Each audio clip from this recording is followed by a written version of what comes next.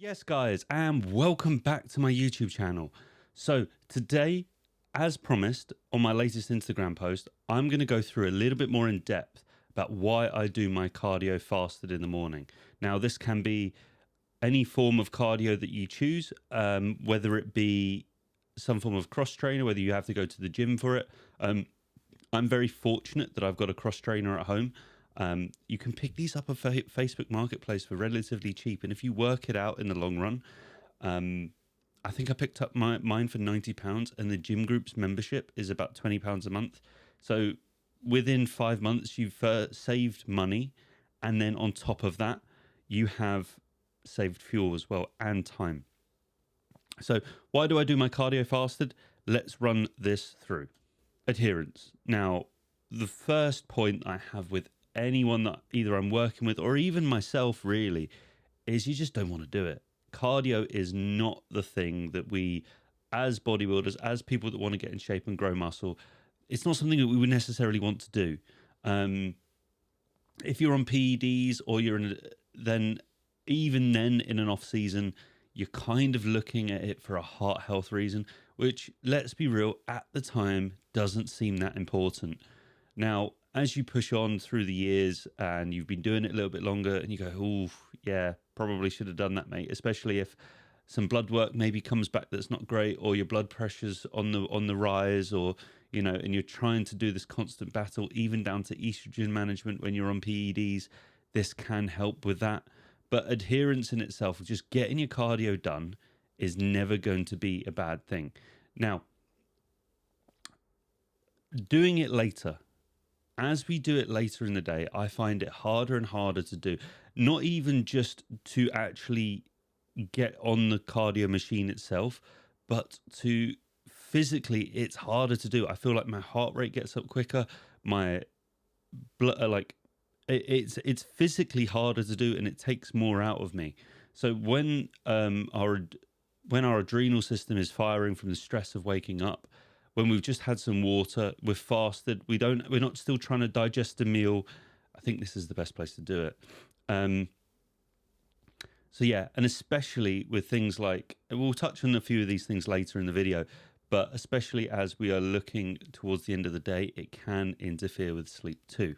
Slide 2 is blood glucose. So this is a kind of thing that we've been battling with in the fitness industry over the last couple of years, and it's to do with how will you lose more fat doing it in the morning versus later? Ultimately, I don't think so. From a calorie burning point of view, I don't think that's true. Is it true that your blood glucose is lower? Yes. So the argument is that the less blood glucose you've got in your system, the less kind of barrier there is to the fat stores.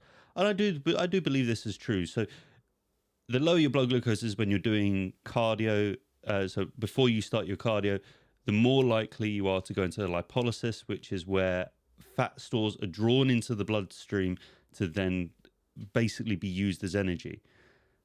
So this is something that I really like, and I do believe, especially for certain demographics, like a South Asian person might have, they have a tendency to be more insulin, to have a less insulin sensitivity. So I think it might be beneficial for people like that. If you're potentially running some form of insulin as well, like a basal in the background, then doing it fasted before the insulin goes in might also be a beneficial idea. So there's a few things that could go on here. But for me, I do think that, as you can see here, low insulin means your body turns stored fats into primary fuel source. So if we go to bed at, say, 6 p.m., or not 6 p.m., if we eat our last meal at 6 p.m., and then we're doing our cardio at 6 a.m., then, you know, we've had 12 hours of fasting, and through that period, you can then have a nice amount of lipolysis. Something I'd also touch on as well is maybe it's a good time to add your first dose of creatine in. So creatine is most beneficial when you are moving. Is it a massive game changer when it comes to when you have your creatine? Not really, but Trained by JP do a bunch of flavor ones, so I'm a big fan of the sour cherry flavor. I think it's just a nice treat to get you through your cardio. So on the blood glucose standpoint, I think that it's a small benefit. Is it massive? Is it going to change a load of things? Potentially for some people, but it wouldn't be the whole reason why I put it in. If we're really trying to dig into some last fat stores, then yeah, we're building up those 1%. It's a 1%er. Now this cortisol, I think this is the big one. Now, so cortisol, people are scared of. Now, cortisol is linked with your circadian rhythm. So I love to explain it like a budget. Say, for example, you've got cortisol and you've got £100 or $100, whatever you want to talk about it, is your cortisol budget for the day. I work in finance as a secondary job. So money is kind of what's in my brain. So if we've got £100 to spend, the closer we get to zero by the end of the day, the easier it is for us to sleep. So if we get up and we have a daylight lamp, we do our cardio, we drink some water, get hydrated, and potentially whatever other, maybe even something like a sauna, we've basically spent say like 70-80 pounds worth of our cortisol budget for the day. Now let's say we get to 12 p.m. and this is all before say 8 a.m. or like 9 a.m. and then we get to about 12 and your boss says something you don't like. Now usually you got that cortisol spike. Now if we're looking about here, so its natural peak is highest about 9. We've spent our budget about here, and your boss says something you don't like here. Now you've only got 40 to 20 pounds left to spend. It's not going to spike you that much. You're not going to get as stressed. Now we're going to be able to recover better for a training session that might come at 5, 6 p.m. Now when we get to 8, 9, we've got nothing left. There's nothing to give. Your body's going, well, my circadian rhythm is telling me it's time to sleep. And also, I got to get up the next morning at 4, 5, maybe 6 a.m. to get moving. So I need to get to bed. I'm tired. Let's get some rest. Now, one of the biggest fat burners on the planet, regardless of financial, underground, natural, whatever it might be, is sleep. One of the biggest fat burning stallers for you is sleep. If you're not sleeping well, that will massively impact. So the more cortisol that we can get in that first point in the morning, the better you're gonna be. And to go back to one of my previous posts, which was a serotonin post, the more melatonin we produce, which is when we do go to sleep, the more growth hormone we release. But the antagonist or the opposing hormone to serotonin, to melatonin, is serotonin. So actually that compounds. So over time, we're going to be in a better mood. So I do believe there's a big knock-on effect with this, that actually just getting it done in the morning, you feel better through that day, and you're investing in 3 days' time. So if you get your morning cardio done on Monday and then again on Tuesday, Wednesday, you're going to have a massive serotonin spike. You're going to feel better. You're going to feel great. So this is why I'm a big advocate for this. If time is an issue or cardio is not in your plan, a 20-minute walk outside is I would argue even better if your coach isn't a fan of cardio.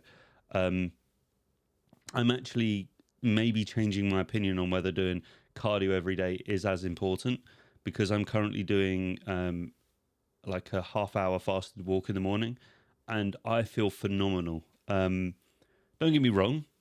If I went back to doing my cardio, it wouldn't really change a thing. I have a daylight lamp shining on me during my cardio for that reason, so it's emulating outside. Is it ever going to be as good? No, but I feel great from doing it. So just something to bear in mind. If you want better sleep, doing cardio in the morning, as weird as that sounds, it standardizes your wake time, and you're going to get that fat loss effect. You're also going to get nice and hungry, ready for meal one. Now, one of the big things that we struggle with, especially in the modern world, is time. Now, whether you're a parent of children, you do a 9 to 5, you do multiple jobs, whatever it might be, time is of the essence. So, I know that I do ask a lot of my clients to begin with, and then we kind of negotiate and see what's actually possible. So I ask them to do cardio, and I ask them to do steps, and I ask them to do a weight session and get all their meals prepped. So if you can get one of those things ticked off in the morning, so getting up 30 minutes earlier and doing your cardio, that gives us a massive amount of time. Now, let's say, for example, you get to the end of the day, you've got your weight session at 6, as this example gives here, and you want to do your cardio afterwards because you don't have time in the morning. Well, the time is still there. Now, I know this is a bit of a tangent. What we're looking to do is create as maximal distance away from your weight session so that your weight session can be performed to the best of its ability. So what I mean by that is, if your legs are sore from doing a leg day and then you're expected to be on the stairs for 20 minutes afterwards, you're not recovering as well as you possibly could do. Whereas if you wait 12 hours till 6 a.m., yeah, your legs are going to be sore, but that's part of the recovery process. So you're going to be doing your cardio at that time in the morning.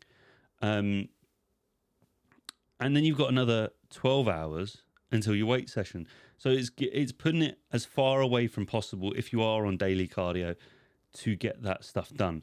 Now, as I say, this is also time management issues, which, to be honest, you're doing the 20 minutes in your day anyway. If you do have to travel away to your gym, I understand that it's not possible. And this is why I mentioned about the Facebook Marketplace thing at the beginning of the video. I don't know whether everyone has the space for it, but mine isn't particularly big.